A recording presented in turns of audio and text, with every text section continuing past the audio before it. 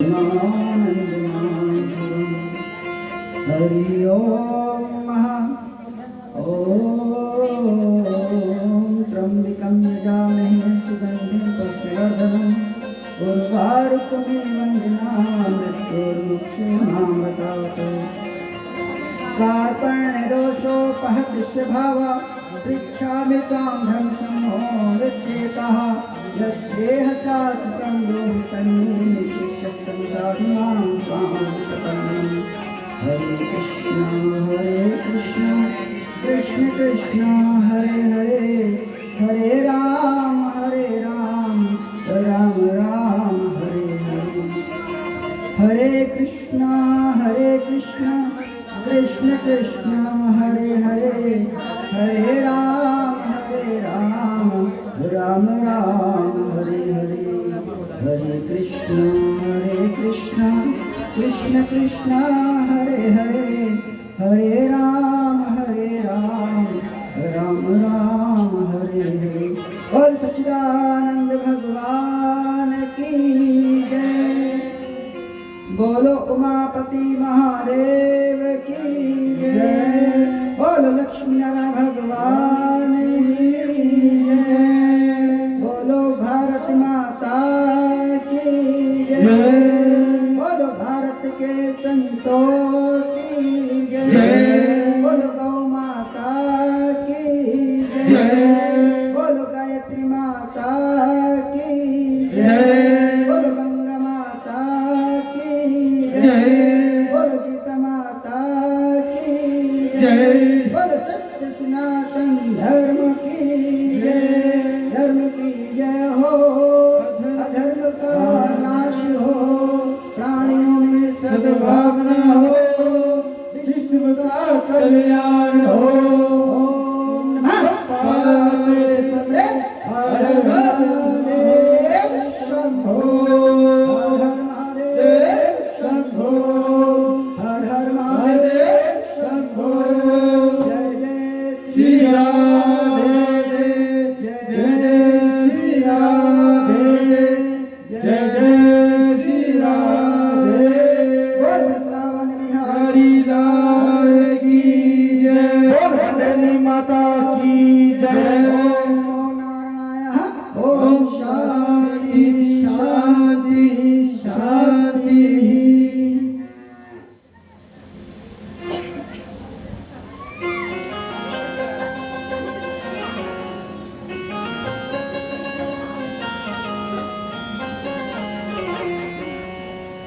आइए कथा में प्रवेश से पूर्व मन वाणी को पवित्र करने के लिए हरि नाम संकीर्तन करें।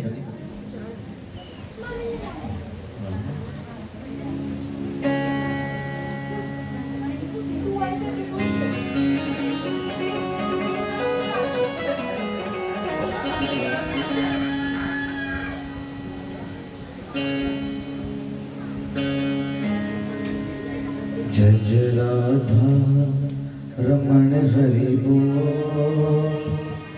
मेरो राधा रमण हरि बोल। जय जय राधा रमण हरि बोल। ओ मेरो राधा रमण हरि बोल। जय जय राधा रमण हरि बोल। मेरो राधा रमण हरि बोल। जय जय राधा रमण हरि बोल। जय जय राधा रमण हरि बोल। जय जय राधा रमण हरि बोल। मेरो राधा रमण हरि बोल। जय राधा रमण हरि बोल। जय जय राधा रमण हरि बोल। जय जय राधा रमण हरि बोल। जय जय राधा रमण हरि बोल। जय जय राधा रमण हरि बोल। जय जय राधा रमण